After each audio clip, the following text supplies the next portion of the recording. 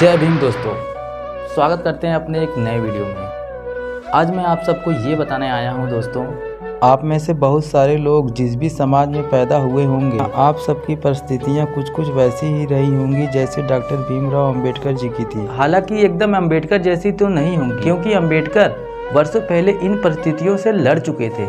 इसलिए आपकी परिस्थितियाँ वैसी नहीं हैं जैसे डॉक्टर भीमराव अंबेडकर की थी। अगर डॉक्टर भीमराव अंबेडकर जी न होते तो शायद ही ऐसी परिस्थितियाँ आज हो पाती जैसी हैं। बहुत सही बात। मैं आप सबको थोड़ा सा बताना चाह रहा हूँ कि आप सब इस भारत के ऐतिहासिक सामाजिक परंपरा में मौजूद हैं और जो इस समाज के अन्य वर्गों से संबंध रखते हैं, मैं उनसे कहना चाहता हूँ कि हमें किसी व्यक्ति की महानता को समझने के लिए पहले हमें यह देखना चाहिए कि उसकी प्रेरणा का स्रोत क्या है। मैं आपको प्रेरित करूं, इससे बेहतर मैं आपको वही बताऊं जो मैंने अब तक डॉक्टर अंबेडकर के बारे में पढ़ा है और उनको समझ के जो मुझे प्रेरणा मिली, मैं आपको वही बताऊं। शायद आप भी मेरी तरह उनसे प्रेरणा ले सकें। दोस्तों, एक विदेशी लेखक जिनका नाम जॉन कुंटर है, उन्होंने एक किताब लिखा, इसका नाम है इनसाइड एशिया, और यह डॉक्टर भीमराव अंबेडकर के साथ के ही लेखक थे, जो कि बहुत ही महान लेखक हैं। जब जॉन कुंटर 1938 में डॉक्टर भीमराव अंबेडकर जी के घर पहुंचे तथा उनकी लाइब्रेरी को देखकर वह आश्चर्यचकित रह गए। क्यों ऐसा?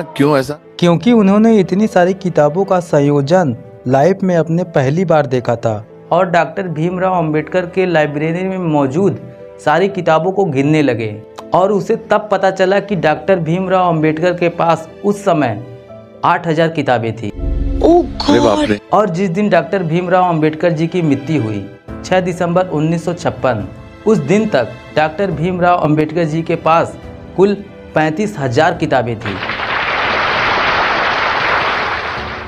और जब 1936 तक बाबा साहब को अच्छी खासी प्रसिद्धि मिल चुकी थी और वह जब पावरफुल हो चुके थे, महात्मा गांधी की सबसे बड़ी समस्याओं में से अंबेडकर जी भी एक थे। अंग्रेज तो थे ही थे। महात्मा गांधी का कहना था कि अंग्रेजों को इस भारत से भेजो, तुम ये समाज क्यों बदल रहे हो।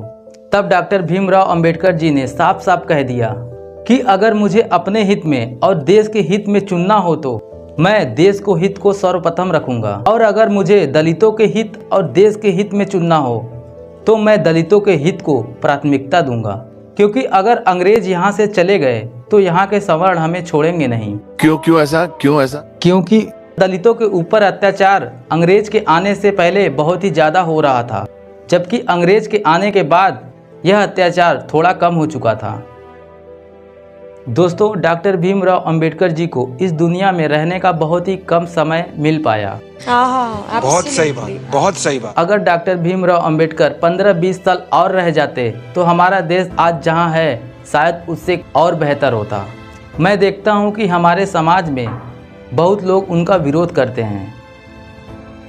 उन्हें लगता है कि डॉक्टर अंबेडकर सिर्फ दलितों के नेता हैं और डॉक्टर भीमराव अंबेडकर हिंदू धर्म के खिलाफ थे। लेकिन डॉक्टर भीमराव अंबेडकर जी के कष्टों को, उनके परिस्थितियों को किसी ने नहीं देखा। लेकिन अंबेडकर जी ने अपने पूरे जीवन में जितने कष्टों को झेला है, शायद ही इतने कष्टों को झेलने के बाद कोई इतना महान इंसान बन सकता है। तो हमें बाबा साहब से प्रेरणा और शिक्षा लेनी चाहिए। अब आप गाना सुना दीजिए हमें।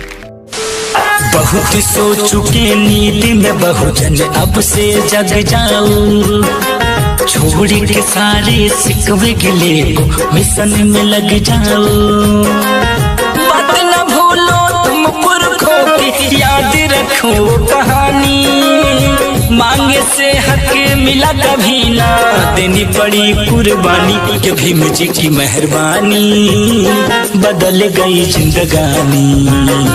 भीम जी की मेहरबानी बदल गई जिंदगानी।